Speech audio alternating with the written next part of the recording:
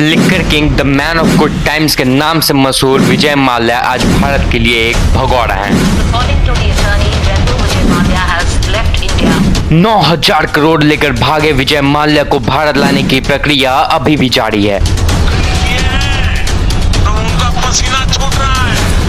लेकिन आज जो भगोड़ा है वो कभी किंग मेकर भी हुआ करता था।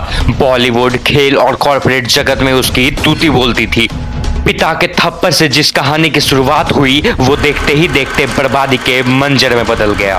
फ्लाई द गुड टाइम्स और the taste of real India जैसे टैगलाइन के साथ कारोबार के चरम पर पहुंचे विजय माल्या की कहानी किसी फिल्म के स्क्रिप्ट से कम नहीं है।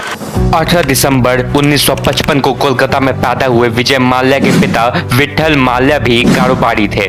विजय माल्या ने बिजनेस के गुर अपने पिता से ही सीखा था। शुरुआत में विजय माल्या बिजनेस में रुचि नहीं रखते थे, पढ़ाई में उनका खास मन भी नहीं लगता था। बेटे की शैतानियों से तंग आकर एक दिन विठल माल्या ने उन्हें थप्पड़ जड़ दिया। पिता की नाराजगी देखकर विजय माल्या ने खुद को बदल दिया।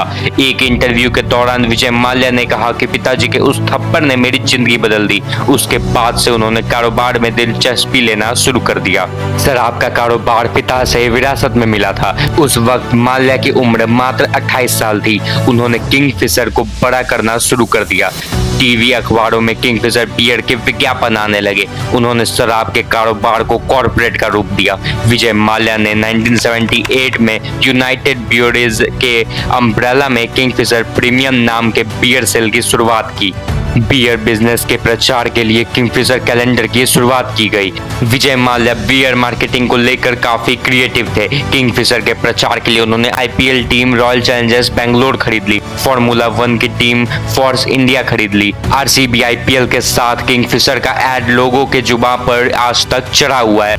उला ला ला लेओ की धुन के साथ धोनी से लेकर विराट कोहली और क्रिस गेल जैसे क्रिकेटर इस धुन पर थिरकते थे। किंगफिशर एयरलाइन की शुरुआत 2003 में हुई, लेकिन इसका ऑपरेशन साल 2005 में शुरू हुआ। बेटे सिद्धार्थ माल्या को बर्थडे पर किंगफिशर एयरलाइंस गिफ्ट कर दी। इसकी पेरेंट कंपनी यूनाइटेड ब्यूरीज ही थी। एयरलाइंस में गो कॉस्ट पर हवाई सफर का मौका देने के साथ साथ लग्जरी सफर का मजा मिल रहा था। कहा यह भी जाता था कि माल्या ने अपने बियर ब्रांड का प्रचार करने के लिए ही किंगफिशर एयरलाइंस की शुरुआत की थी। कारोबार को बढ़ाने के लिए एक साल 2007 में उन्होंने एयर डेक्कन एयरलाइंस को भी खरीद लिया। हालांकि उसके बाद उनके पतन की शुरुआत होने लगी। माल्या ने एयर डेक्कन को खरीदने के बाद उनकी स्ट्रेटेजी समझने में गलती कर दी। एयर डेक्कन के मर्जर के साथ 71 एयरक्राफ्ट की फ्लीट और उसके 30% पैसेंजर भी उसके हिस्से आए। माल्या को उम्मीद थी कि एयर डेक्कन के कस्टमर किंगफिशर की ओर रुख करेंगे, हालांकि ऐसा हुआ नहीं। किंगफिशर के बजाय एयर डेक्कन के कस्टमर ने दूसरी लो कॉस्ट एयरलाइंस का रुख करना शुरू कर दिया। बियर बिकती रही लेकिन उड़ानें रद्द होती रही। एयर डेक्कन को लेकर माल्या का अनुमान गलत साबित होने लगा। साल 2011 में किंगफिशर के पतन की शुरुआत होने लगी। एयरलाइंस लगातार घाटे में चलने लगा। 3 सालों में 1000 करोड़ का नुकसान हो चुका था। हालात ऐसे होने लगे कि उड़ानें रोकनी पड़ी, कर्मचारियों की सैलरी रोक दी गई, इनकम घटने लगा, घाटा बढ़ने लगा, कर्ज का बोझ हावी होने लगा। माल्या कर्ज को कम करने के लिए मार्केट से फंड नहीं उठा पा रहे थे। हालांकि माल्या की पार्टियों लाइफस्टाइल में कोई फर्क नहीं पड़ रहा था।